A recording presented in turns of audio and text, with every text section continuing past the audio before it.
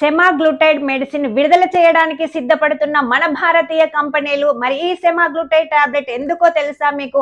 ఉబకాయం, weight loss కోసం దీన్ని ఎక్కువగా వాడుతున్నారు. ఆల్రెడీ డెన్మార్క్ ఫార్మాస్యూటికల్ వాళ్ళు ఇంజెక్షన్ రూపంలో మన దేశానికి 2025 జూన్ లోనే వచ్చింది.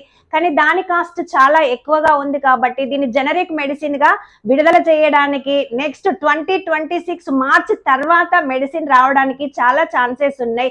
మరి దీనికి మామూలుగా వారానికి ఒకసారి తీసుకోవాలి, మంత్లీ 4 టైమ్స్.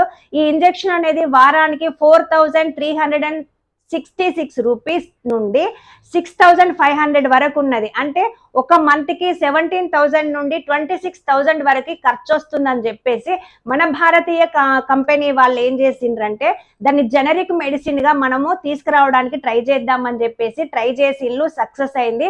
అది మనకి నెక్స్ట్ మార్చిలో రాబోతుంది. మన దేశంలో ఆరోగ్య సర్వే ప్రకారం లేడీస్ లో ఉబకాయం పర్సంటేజ్ 24% ఉంటే మెన్స్ లో మాత్రం 23% ఉంది. ఈ మెన్ లో 23%, ఉమెన్ లో 24%.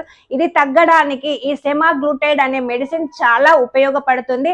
ఇది మామూలుగా జెనరిక్ మందుగా కావాలి అని అంటే మనకి 3000 నుండి 5000 మధ్యలోనే క్లోజ్ అవుతుంది. సో మెడిసిన్ కాస్ట్ తగ్గడానికి మన రెడ్డి ల్యాబ్స్ వాళ్ళు, అరబిందో ఫార్మా వాళ్ళు, సన్ ఫార్మా వాళ్ళు, ఇంకా ఫేమస్ కంపెనీస్ వల్ల ఇది ఎక్కువగా ప్రొవైడ్ చేయడానికి ట్రై చేస్తున్నారు. సో తప్పకుండా మీరు మార్చి తర్వాత సెర్చ్ చేస్తూ ఉండండి.